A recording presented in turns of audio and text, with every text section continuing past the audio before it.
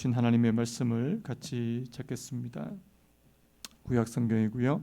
사무엘상 16장 1절에서 13절까지 말씀을 우리 한 절씩 교독하겠습니다.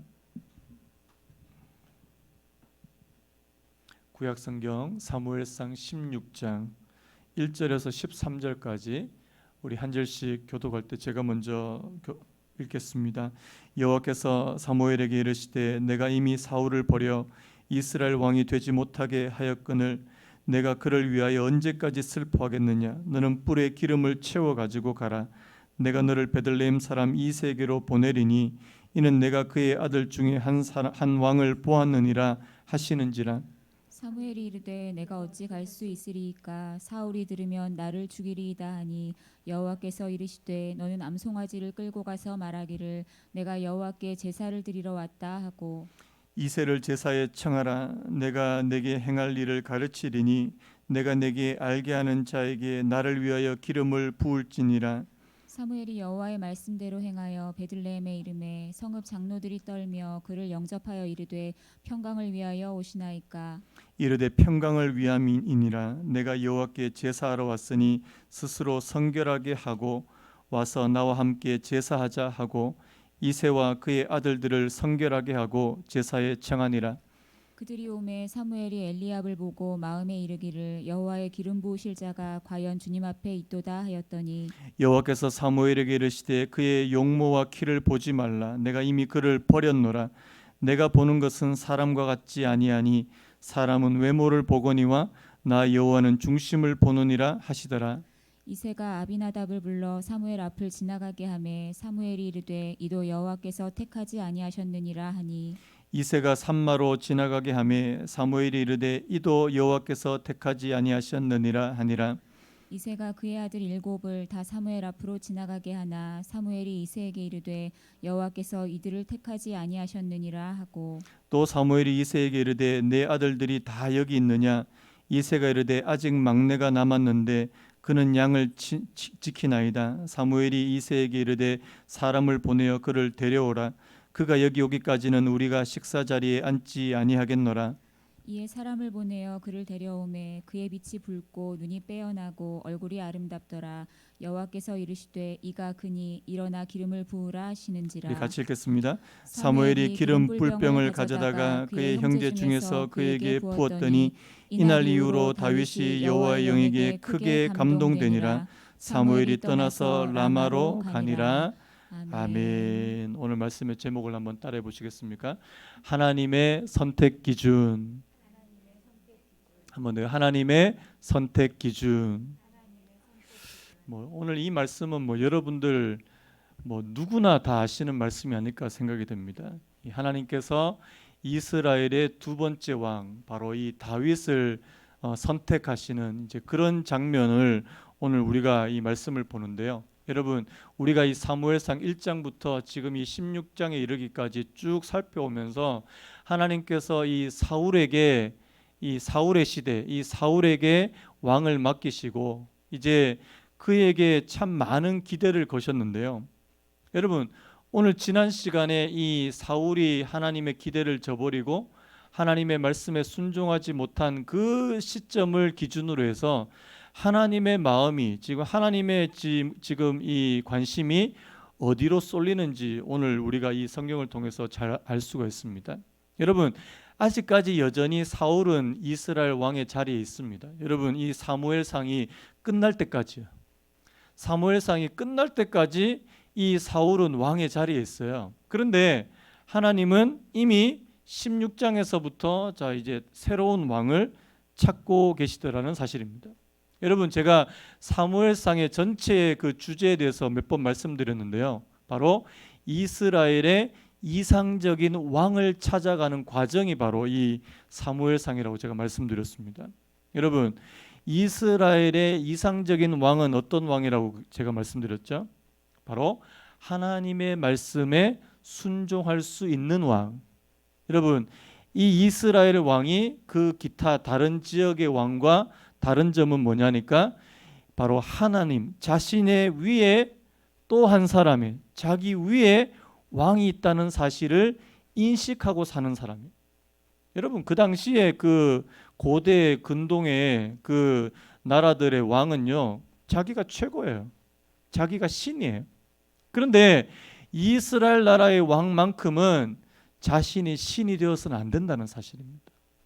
그래서 하나님께서는 이상적인 왕을 택하시는 그 과정에 첫 번째 왕 사울은 참 죄송한 말이지만 실패했다. 여러분 왜 실패한 겁니까? 하나님의 말씀이 정말 하나님의 말씀으로 그대로 순종함이 되지 못하는 그런 모습들이에요. 이게 바로 하나님의 말씀보다 자신의 소견이 더 이렇게 옳게 느껴지면요. 우리가 지난 시간에도 그런 말씀드렸는데 하나님의 말씀, 하나님의 뜻에 자신의 생각을 자꾸만 첨가하려고 하는 사람, 그런 사람은 하나님의 말씀에 순종하기가 참 어렵다는 말씀을 드렸습니다. 그래서요 오늘 하나님께서 15장에 이런 말씀했죠. 하나님께서 사울을 왕으로 택하신 것을 후회하셨더라. 후회하셨더라. 이 말씀이 반복해서 나오는데요. 그래서 하나님은 이 사울을 택하신 것을 후회하셨지만, 자 오늘 16절 말씀으로 바로 넘어가니까 하나님은 후회를 길게 하시는 분이 아니세요. 하나님은 잠깐 그리고 바로 어떻게 하십니까? 새로운 왕을 선택하겠다. 오늘 16장 1절에 이렇게 말합니다. 여호와께서 사무엘에게 이르시되 내가 이미 사울을 버려 이스라엘 왕이 되지 못하게 하였거늘 내가 그를 위하여 언제까지 슬퍼하겠느냐. 여러분 지금 사무엘은 지금 어떤 상태예요? 여전히 지금 사울에 대해서 마음 아파하고 슬퍼하고, 왜? 이 사울에 대한 애정이 이 사무엘은 참 많았거든요. 그래서 이 사울이 이스라엘의 왕에서 하나님의 버림을 받는 것에 대해서 계속해서 마음이 이제 쓰이고 마음이 무겁고, 그런데요 하나님은 뭐라고 말합니까? 더 이상 신경 쓰지 말라는 거예요. 하나님이 저희들보다 훨씬 더 이 맺고 끊는 게 확실하신 것 같습니다. 그래서 하나님은 잠깐 후회하시지만 바로 새로운 계획, 이 새로운 왕을 선택하는 그런 일을 시작하시더라는 사실입니다. 여러분 이 첫 번째 왕 사울을 선택하는 것과 이 두 번째 이 다윗을 선택하는 것에 있어서 차이점을 굳이 말하자면요, 이 두 번째 이 다윗을 택할 때는 하나님의 이 주도권, 하나님께서 굉장히 주도적으로 이 다윗을 선택하는 과정에 개입하시더라는 사실입니다. 사실 앞에서 우리가 첫 번째 사울을 택하실 때는 하나님께서 사무엘에게 많은 재량권을 주셨습니다. 그래서 사무엘이 가서 사울과 이야기하는 시간도 많았고, 또 이 사무엘이 또 이 사울에게 또 이렇게 또 기름을 붓고 이렇게 하는 그런 과정 가운데 이 사무엘에게 많은 재량권을 주셨다면, 오늘 이 16장에는요 하나님께서 일일이 간섭하신다는 사실이에요. 왜요? 이 두 번째 왕은 절대로 이제 실수하시지 않겠다. 하나님 물론 뭐 실수하시는 분이 아니시지만 하나님은 더 높은 잣대를 가지고 하나님께서 이 왕을 선택하기를 원하시더라는 사실입니다. 자, 그래서요. 자, 뭐라고 말씀합니까? 자, 너는 뿔에 기름을 채워 가지고 가라. 내가 너를 베들레헴 사람 이새에게로 보내리니 이는 내가 그의 아들 중에서 한 왕을 보았느니라. 여러분 이 말씀 참 중요한 것 같습니다. 한 왕을 이미 보셨다. 이 보셨다는 말씀 가운데는 물론 선택하셨다, 미리 선택하셨다 이런 의미가 있지만, 여러분 하나님께서 이미 누구를 지켜보고 계셨다고요? 다윗을 지켜보고 계셨다는 것을 의미하는 겁니다. 여러분 하나님은 저와 여러분들을 지켜보고 계시는 줄로 믿습니다. 안 보시는 것 같은데 하나님 나 안 본다 이렇게 생각하면 우리 마음대로 참 살기 쉬운데요. 여러분 하나님은 다윗을 눈여겨 주목하고 계시더라는 사실이에요. 그리고 내가 한 왕을 보았다. 앞으로 새로운 왕으로 선택할 사람을 미리 점 찍어 두시고 보고 계셨다는 사실이에요. 이게 참 놀랍지 않습니까? 여러분 하나님은 저와 여러분들을 보고 계세요. 불꽃과 같은 눈으로요. 그래서 나를 위해서, 하나님을 위해서 일할 수 있는 사람이 누구인지, 나의 일을 해줄 수 있는 사람이 누구인지, 하나님의 뜻을 이루어갈 수 있는 사람이 누구인지 보고 계시더라는 사실입니다. 자, 사무엘이 선뜻 갑니까? 안 갑니까? 사무엘도 이제 겁이 많아졌어요. 내가 어찌 갈 수 있으리까? 왜 못 갑니까? 만약에 지금 사울 왕이 이렇게 시퍼렇게 살아 있는데 또 다른 왕한테 가서 이제 기름을 부었다는 사실이 이제 발각이 되면 어떻게 되는 거예요? 반역입니다. 반역.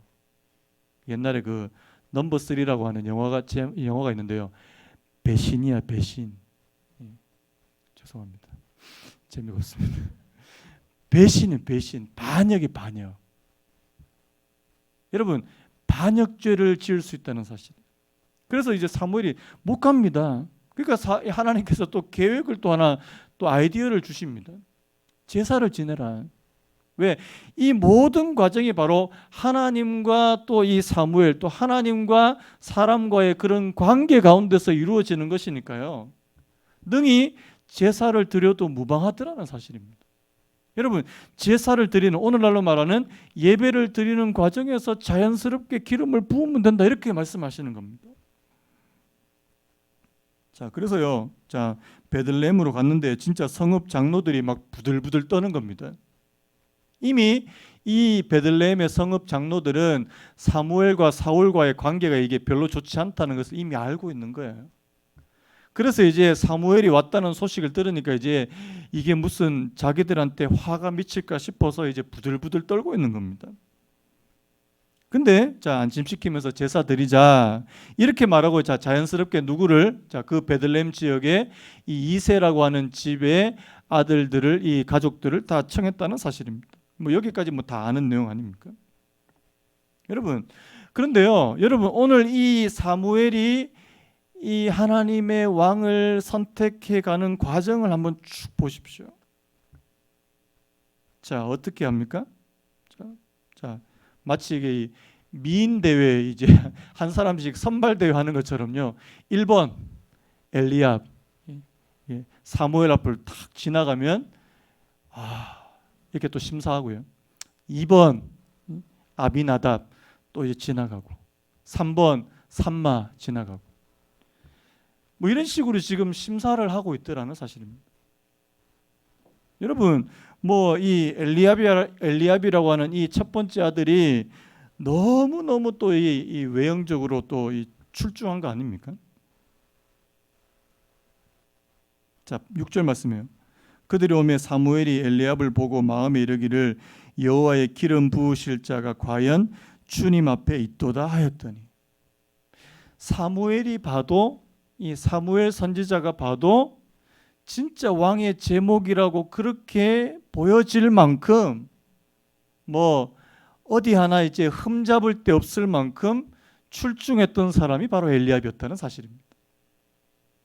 그런데 여기서 이제 하나님께서 이제 개입하시잖아요. 여러분, 우리가 앞에서 우리가 첫 번째 왕 사울을 생각하면서, 여러분, 사울도 어떻습니까?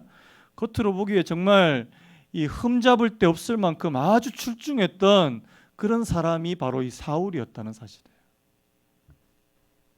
그런데요, 지금 하나님께서는 이스라엘의 두 번째 왕을 선택하실 때 더 뭐라 그럴까요? 더 깊은, 더 높은 이 기준과 잣대를 들이대시더라는 사실이에요.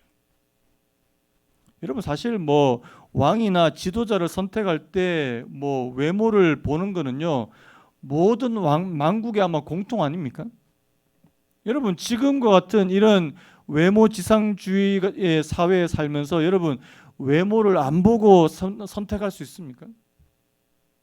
그런데요, 하나님께서는 그것보다 훨씬 더 중요한 가치를 보시기를 원하시더라는 사실입니다. 바로 사울에게서 보지 못했던 거예요. 사울에게서 보지 못했던 거예요. 여러분, 그래서 잘 아시는 말씀처럼, 자, 7절입니다. 그의 용모와 그의 키를 보지 말라. 여러분, 오늘 저와 여러분들은 누구나 다 다른 사람의 용모와 키를 다 봅니다. 이 용모와 키라고 하는 이 말씀 속에는 저는 모든 게 다 담겨 있다고 생각이 돼요. 겉으로 볼 수 있는 모든 거예요.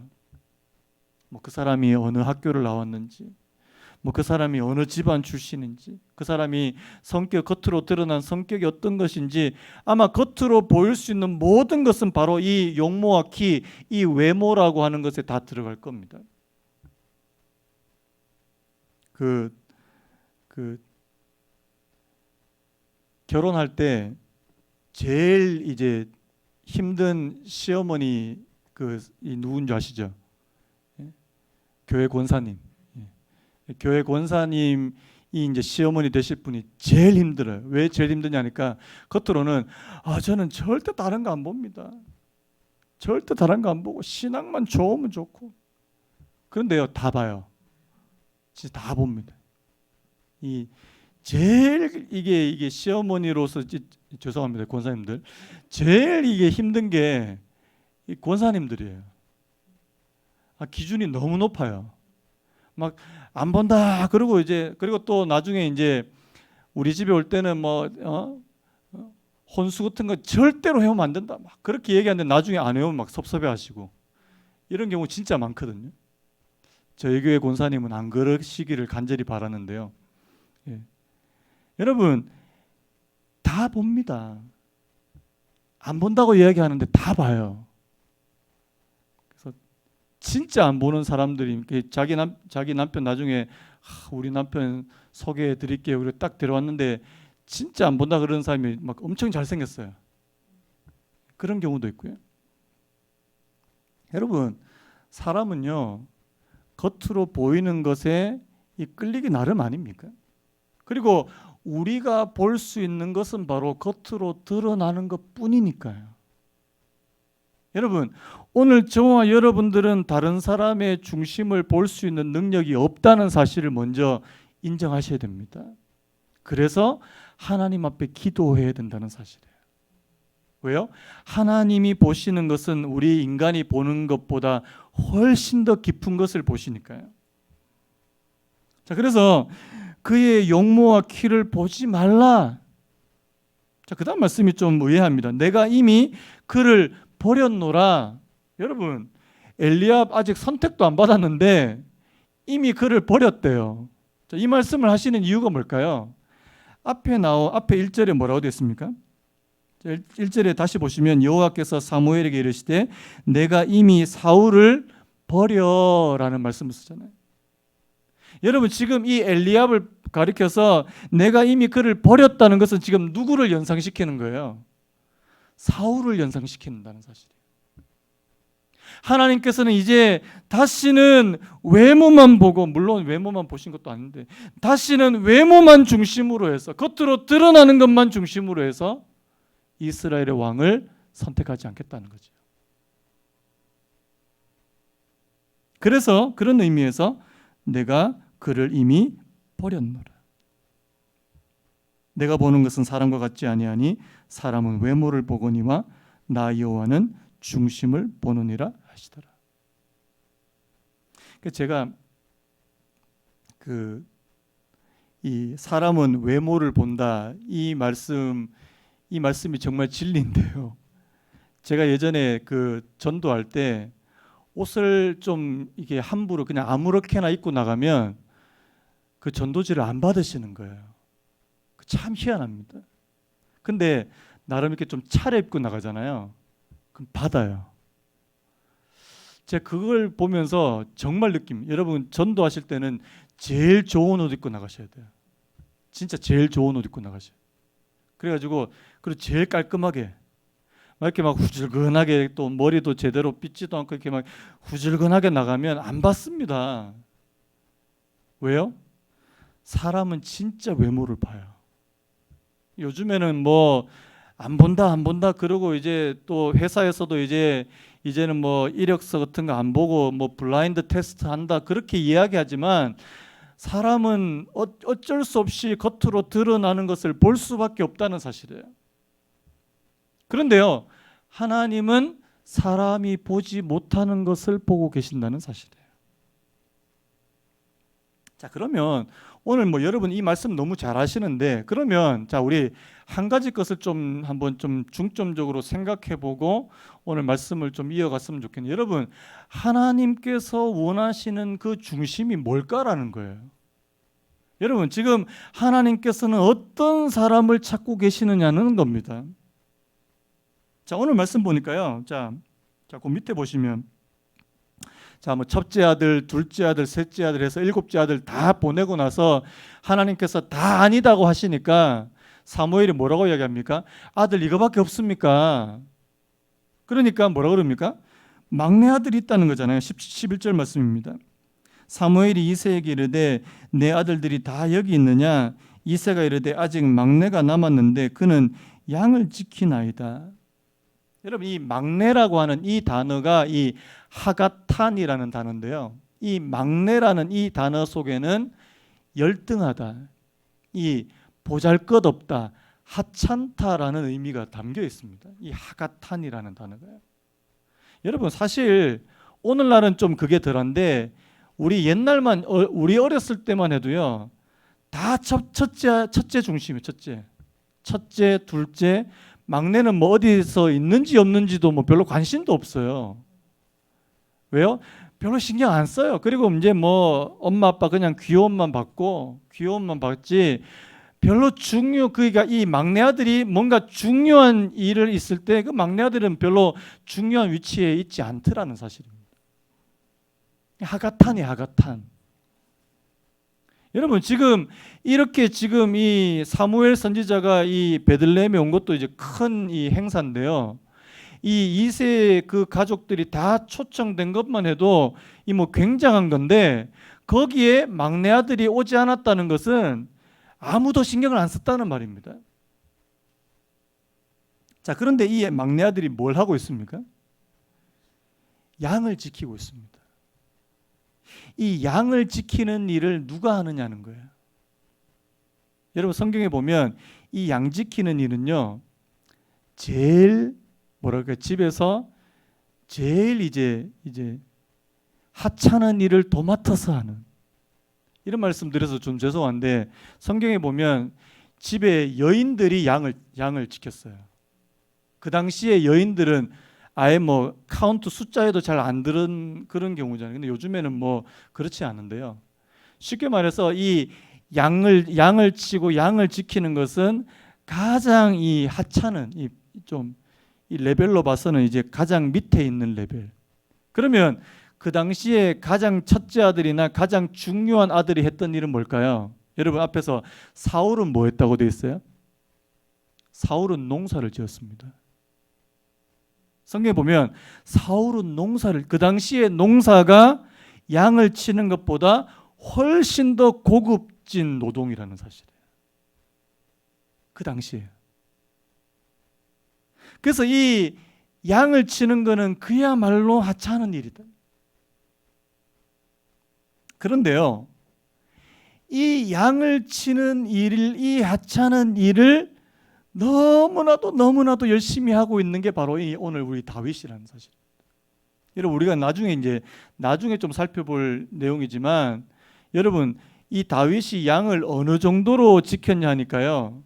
자, 곰이나 사자와 같은 맹수가 자기 아버지의 양을 이제 이게 채서 이제 잡아서 이제 가려고 그러면 어떻게 합니까?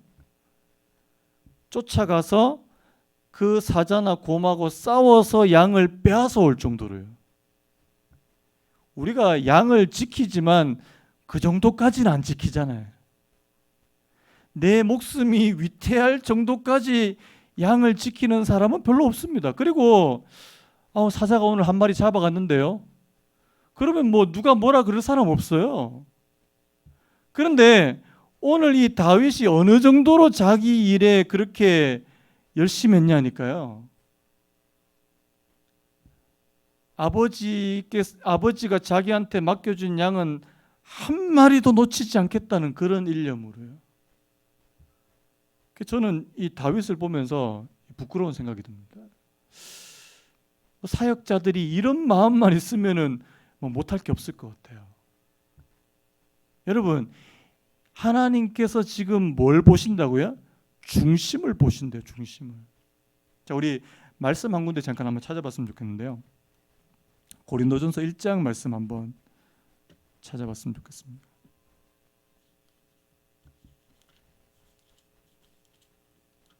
신약성경 고린도전서 1장 보시면요, 그 28절 29절 이런 말씀이 있습니다.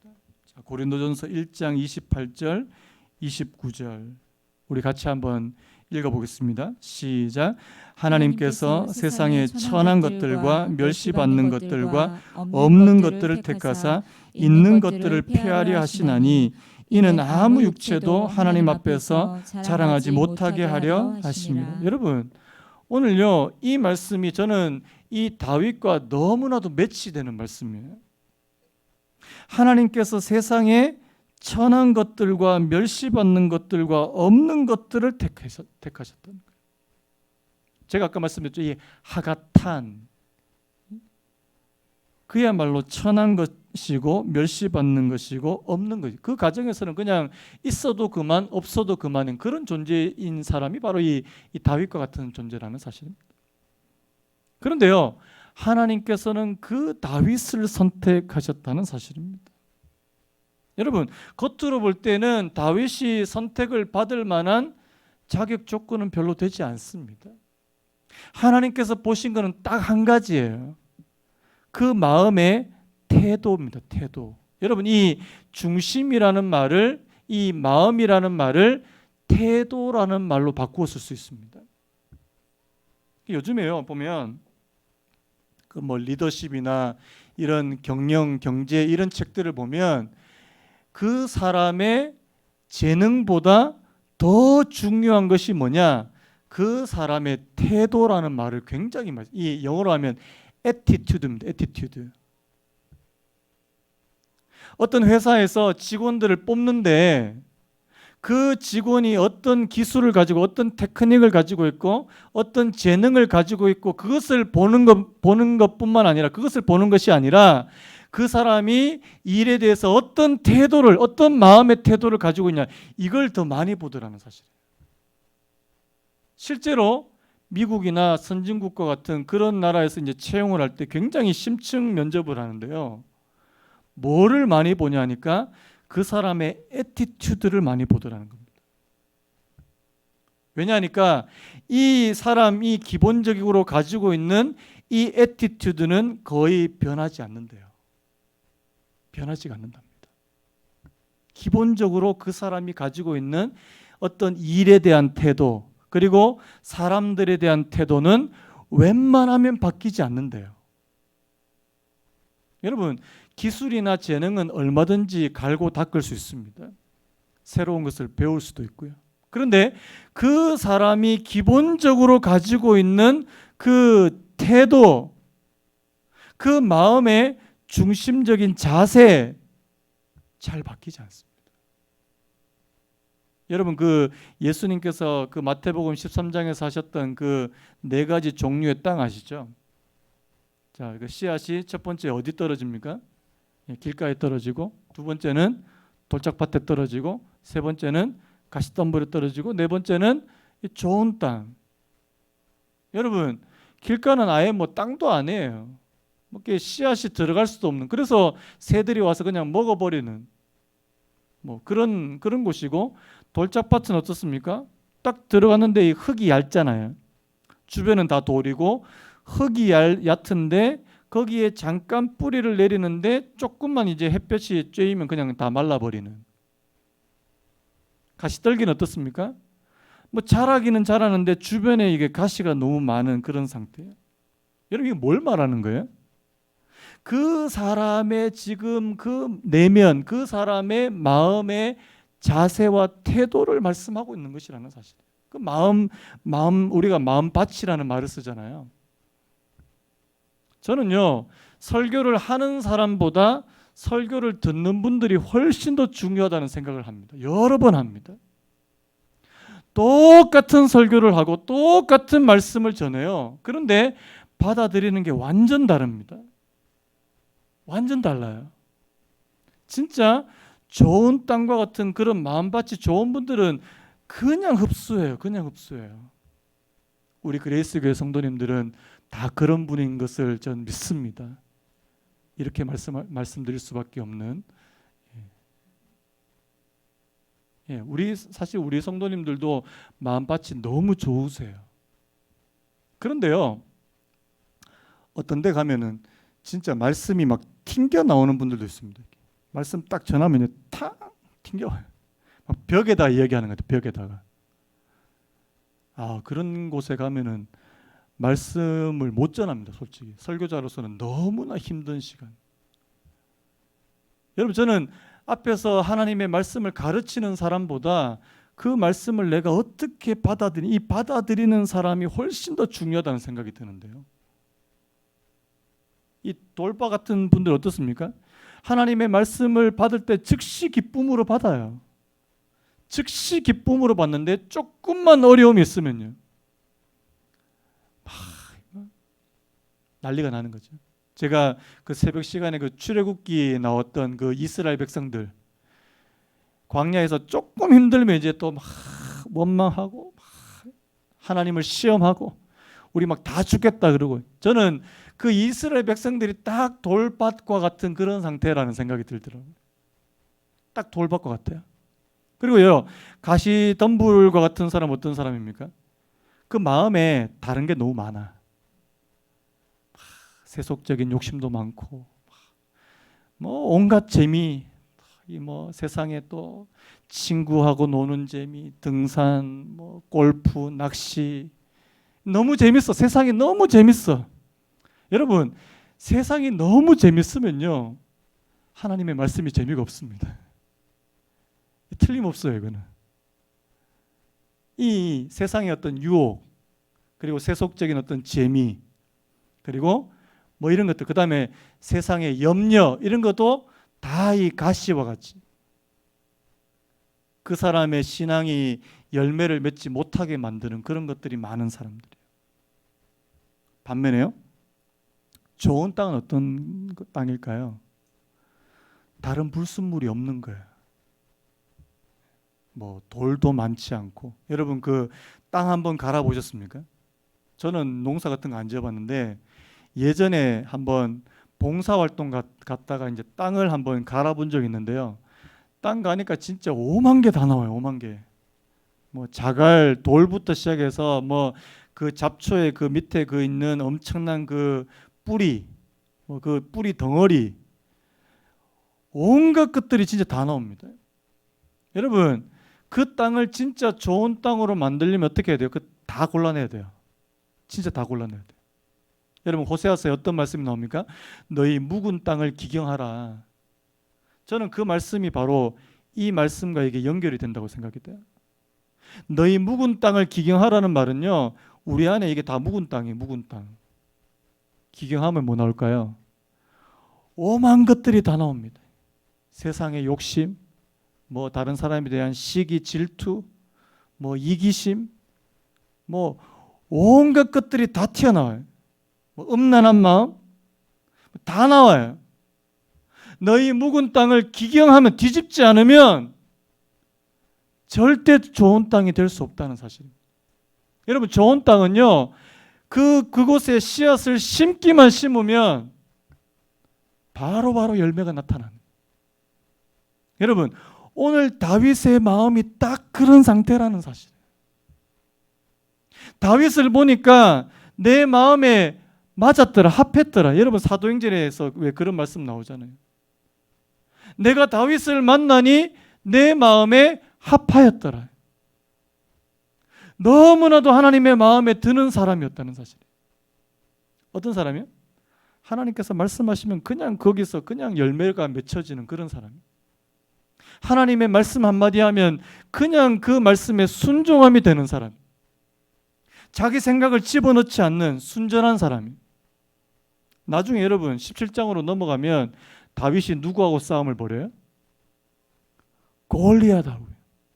여러분, 다윗이 골리앗하고 싸우는 이유는 딱 한 가지예요. 뭐 때문에 싸웁니까? 제가 하나님을 모욕하고 하나님의 군대, 이스라엘 백성 군대를 모욕했다는 거예요. 하나님의 이름이 하나님의 이름이 더럽혀지고 하나님의 이름을 모욕했다고 이제 난 이 싸우겠다. 뭐 이런 사람이 어디 있습니까? 골리앗과 같은 사람 어떻게 싸워요? 다윗은 그런 이 순수한 그리고 하나님에 대한 이 거룩한 분노가 있는 사람이었다는 사실입니다. 여러분, 오늘 여기서 말하는 이 나는 중심을 보겠다는 그 중심은요, 바로 이런 것들이라는 사실이에요. 하나님을 위해서라면 자기가 자기 몸을 던질 수도 있고요. 하나님의 이름을 위해서라면 이 무모한 것처럼 보이는 도전을 할 수도 있고요. 그리고 자기에게 맡겨준 일이라면 내가 양떼를 내가 돌보는 일이라면 거기에 모든 것을 다 할 수 있는 그런 사람이에요. 여러분, 사실 이런 다윗과 같은 이런 중심을 가진 사람이 그리 많지 않습니다.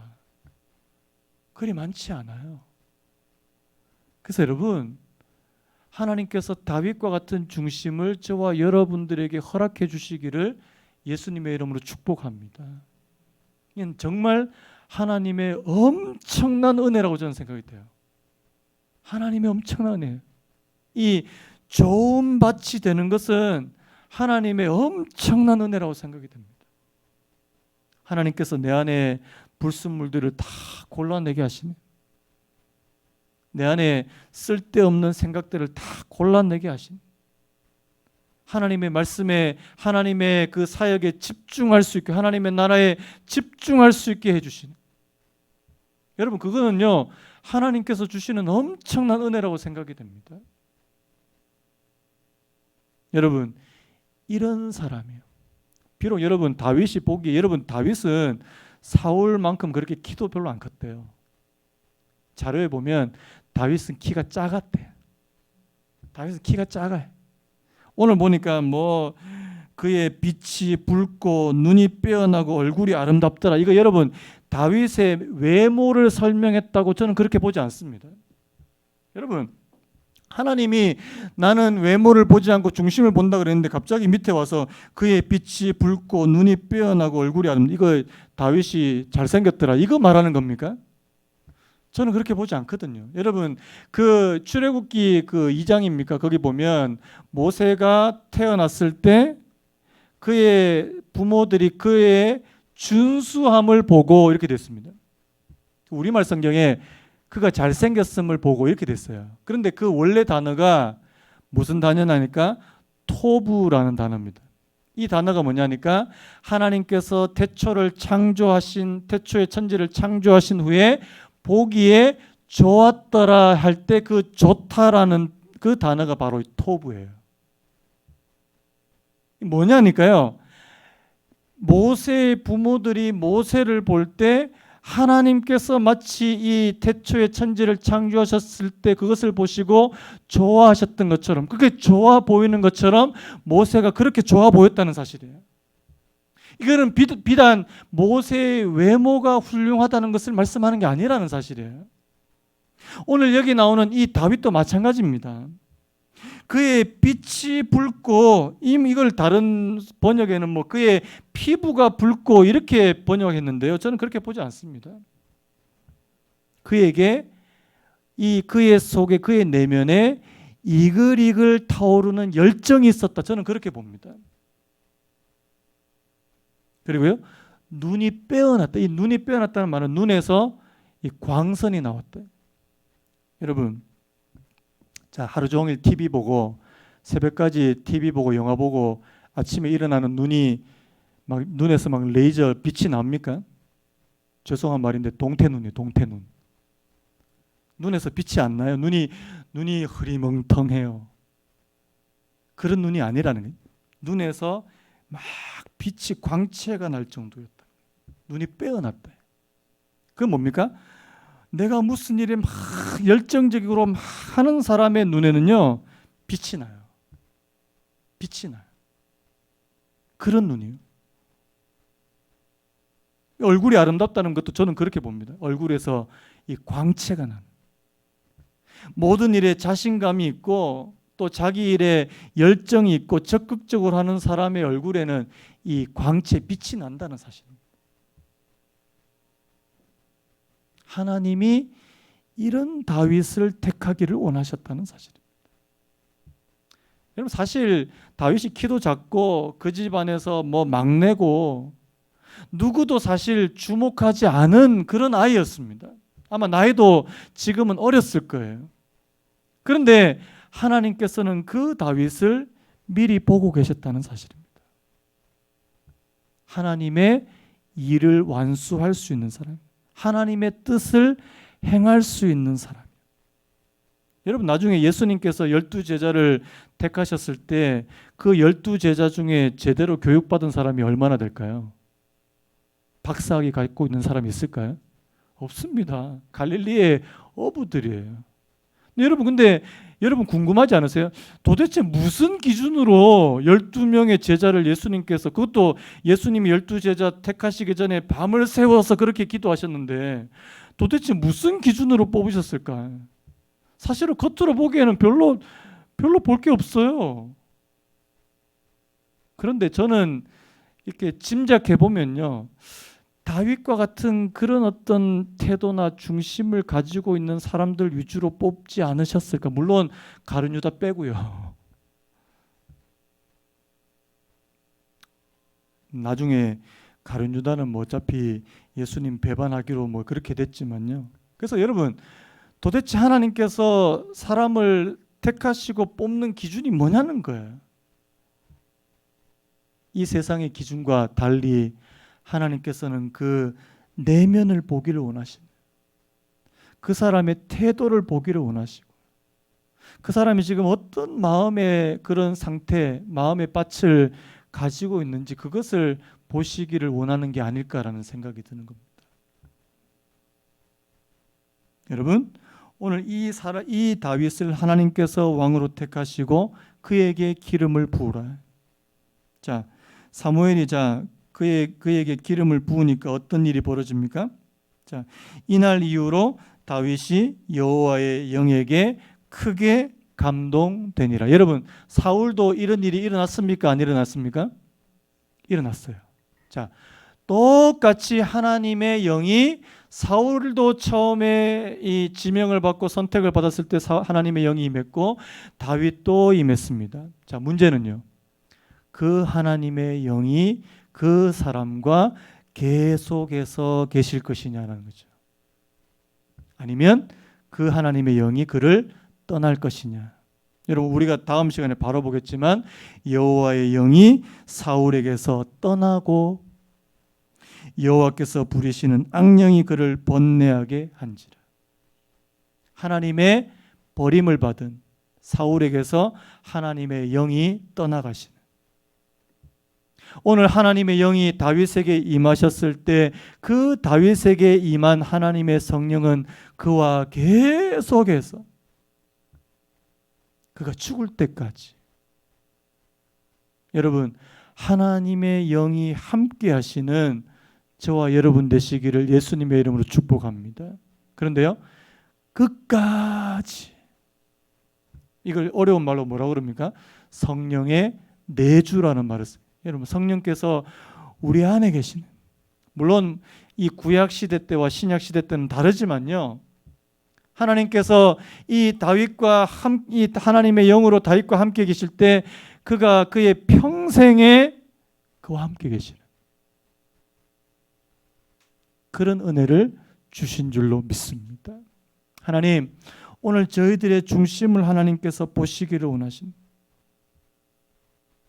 내가 겉으로 보기에는 별로 보잘것도 없고 하찮고 뭐 잘할 수 있는 재능도 별로 없지만, 하나님, 내 중심만큼은, 하나님, 내 마음만큼은 정말 하나님께서 기뻐하시는 것을 행해 드리려고, 하나님을 기쁘시게 하려고 하는 그런 열망으로 가득 차 있는 그런 마음이에요.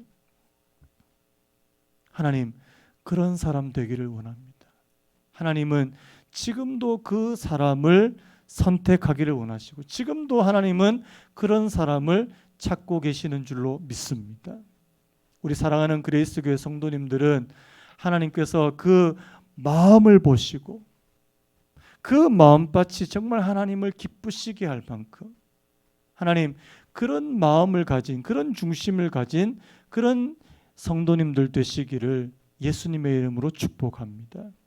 하나님께서 많은 열매를 맺게 해주실 거예요. 자, 우리 아까 불렀던 찬양 한번 부르고 오늘 같이 좀 기도하고 오늘 예배 마쳤으면 좋겠는데요. 여러분 오늘 나 무엇과도 주님을 바꾸지 않으리. 여러분 이 마음이 어떤 마음일까요? 저는 다윗과 같은 마음이라는 생각이 드는 거예요. 나 무엇과도 주님을 바꾸지 않겠습니다. 다른 어떤 은혜 구하지 않겠습니다. 오직 주님만이 내 삶의 도움이시니 주의 얼굴 보기를 원합니다. 주님 사랑해요. 온 마음과 정성 다해 하나님의 신실한 친구 되기 원합니다. 여러분 저는요 이게 바로 다윗의 중심이 아닐까라는 생각이 드는 거예요. 다른 거 별로 구하는 거 없어요.